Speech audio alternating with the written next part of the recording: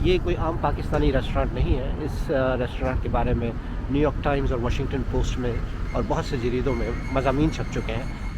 آوارہ گردی کی نئی ایپیسوڈ میں خوش آمدید. آج ہم چلیں گے امریکی دارالحکومت واشنگٹن ڈی سی میں. وہاں کچھ میوزیمز وغیرہ دیکھیں گے, کچھ تاریخی مقامات کی سیر ہوگی. پچھلی ویڈیو میں نے آپ سے بات چیت کی تھی جیمز میڈیسن کے بارے میں.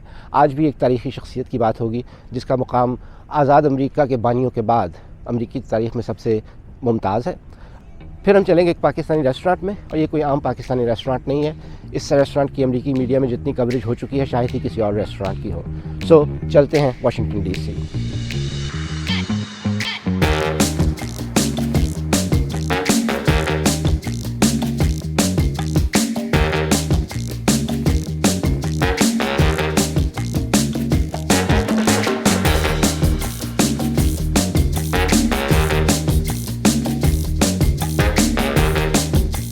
ڈی سی جانے کے لیے ہم یہاں سے ریل گاڑی پکڑیں گے, کیونکہ ڈی سی گاڑی لے جانا قدرے بے وقوفی ہے, کیونکہ ایک تو وہاں پہ ٹریفک بہت زیادہ ہوتی ہے اور دوسرا آپ کا آدھا وقت پارکنگ ڈھونڈنے میں لگ جاتا ہے.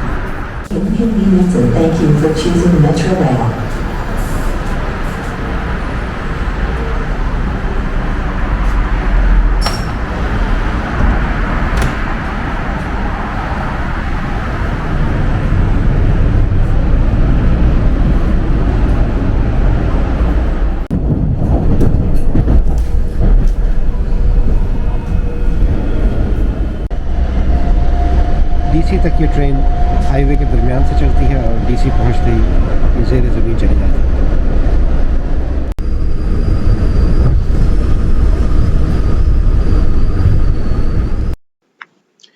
میں اپنا اسٹاپ اسمتھسونین پہ پہنچ چکا ہوں. واشنگٹن ڈی سی میں جس چیز کی بہتات ہے وہ میوزیمز ہیں. یہاں 70 سے زیادہ میوزیم ہیں اور زیادہ تر مفت ہیں, اور اسمتھسونین وہ ادارہ ہے جو یہ میوزیم چلاتا ہے. میوزیم کے لیے اردو اصطلاح عجائب گھر کی مجھے آج تک سمجھ نہیں آئی. عجائب گھر کا سن کے میرے ذہن میں جس طرح کی چیزیں آتی ہیں وہ 2 سر والا بچہ یا 6 ٹانگوں والی بکری, لیکن اکثر میوزیمز میں تاریخی نوادرات ہوتے ہیں اور تاریخ ہوتی ہے, اس میں کوئی عجیب چیز نہیں ہوتی. آج میں آپ کو ایک میوزیم میں لے کے چلتا ہوں جو ہے national Museum of African American History and culture. جیسا کہ نام سے ظاہر ہے, امریکہ کی سیاہ فام آبادی کے تاریخ اور اس کی ثقافت سے متعلق میوزیم ہے. یہ مینار امریکہ کے پہلے صدر جارج واشنگٹن کی یادگار ہے, واشنگٹن میموریل. میں پہنچ چکا ہوں National Museum of African American History and Culture. اس میوزیم میں داخلے کی فیس تو کوئی نہیں, لیکن کووڈ کی وجہ سے ریزرویشن کروانی پڑتی ہے تاکہ ایک وقت میں میوزیم میں موجود افراد کی تعداد کو کنٹرول کیا جا سکے. میری ریزرویشن تو 3 بجے کی تھی, لیکن میں پاکستانی حق استعمال کرتے ہوئے 20 منٹ لیٹ ہوں. تو چلتے ہیں میوزیم کے اندر.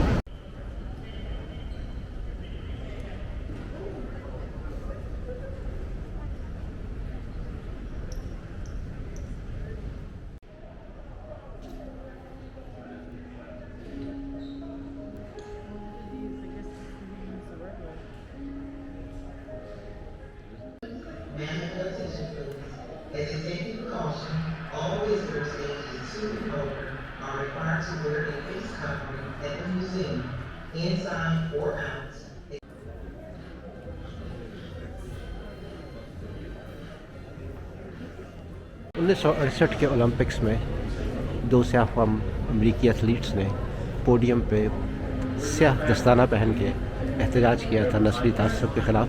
یہ مجسمہ اس احتجاج کی یادگار ہے.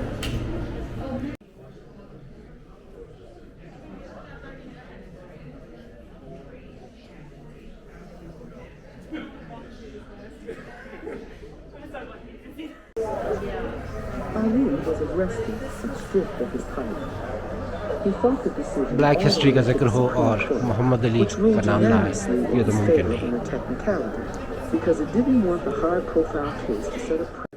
He would go on to regain his heavyweight title by upsetting George Foreman in Zaire.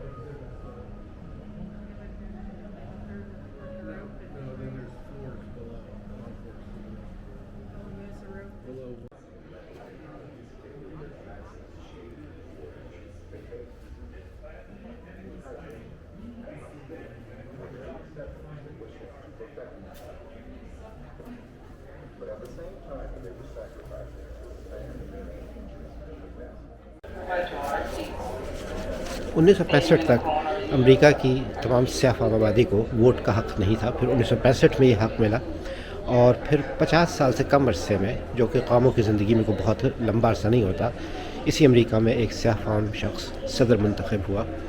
यानी बराक ओबामा जब पैदा हुआ था तो उस वक्त स्याह फाम लोगों को वोट का हक़ नहीं था, और जब वो 47 बरस का हुआ तो वो अमेरिका का सदर मुंतखब हुआ और उसी ने इस म्यूज़ियम का इफ्तिताह किया था।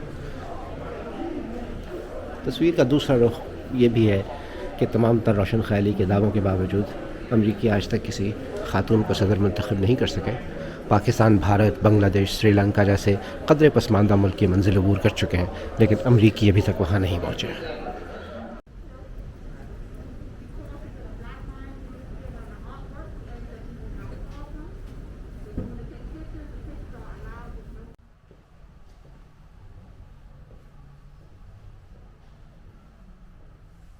Many were able to make a way out knowing. For those like me who come after them. Blade, structure like piano, traded like cattle, break like animal, left for dead, sub-driver, inspiration, and long with the idea of living long enough to simply write about it, pushing out my body, and watch my son slowly grow into it. You said you wanted home. Now what you gonna do?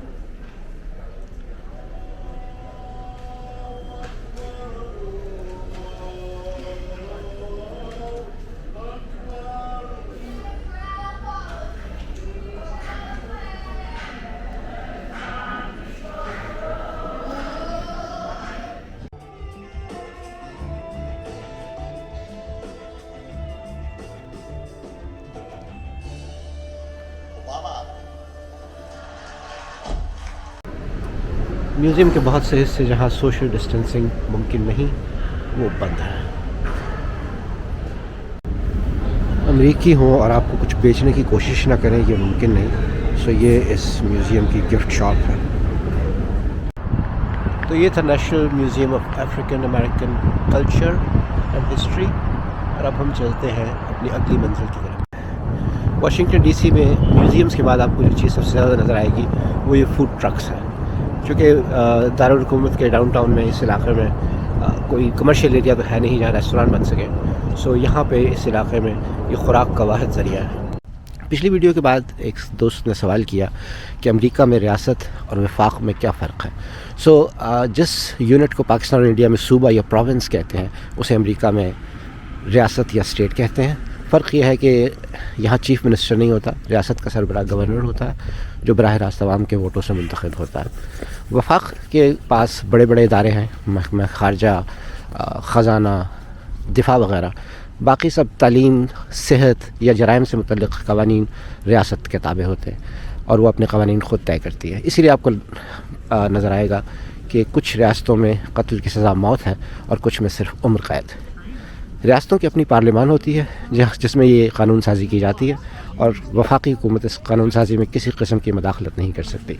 हाँ, एक वफाकी इदारा है America की supreme court, जिसके बाहर मैं इस वक्त मौजूद हूँ, जो इस अमर की निगरानी करती है कि रियासत में कोई ऐसा कानून नहीं बनेगा जो अमरीकी आइन से मुतसादिम हो।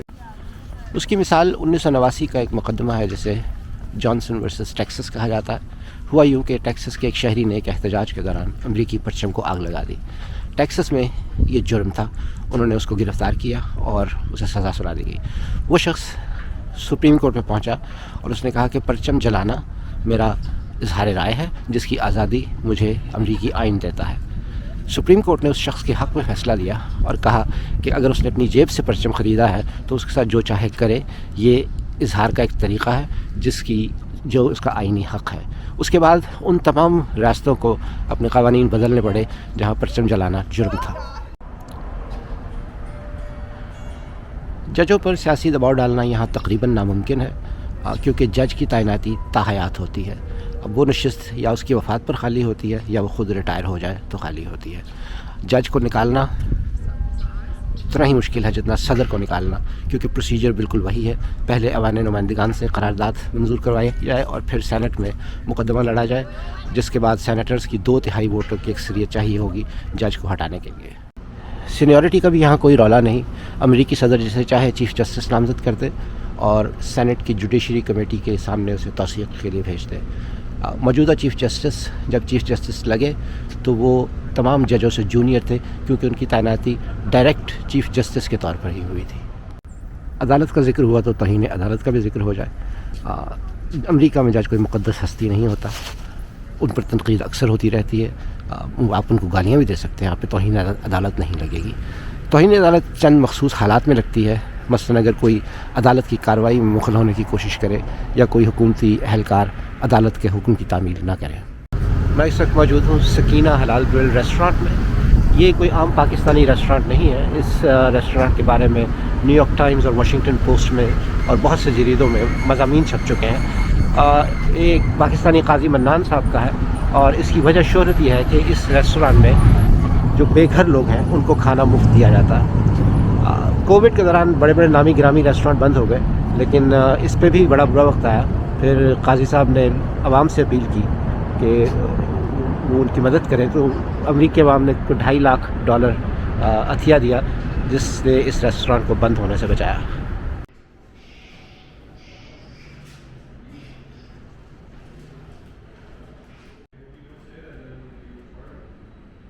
تو جناب سکینہ گرل سے ہم نے سیخ کباب کھا لیے. $20 کا بل بنا تھا لیکن میں نے $30 دیے, $10 بطور ڈونیشن کے. اب چلتے ہیں ہم واشنگٹن ڈی سی میں اپنی اگلی منزل پر.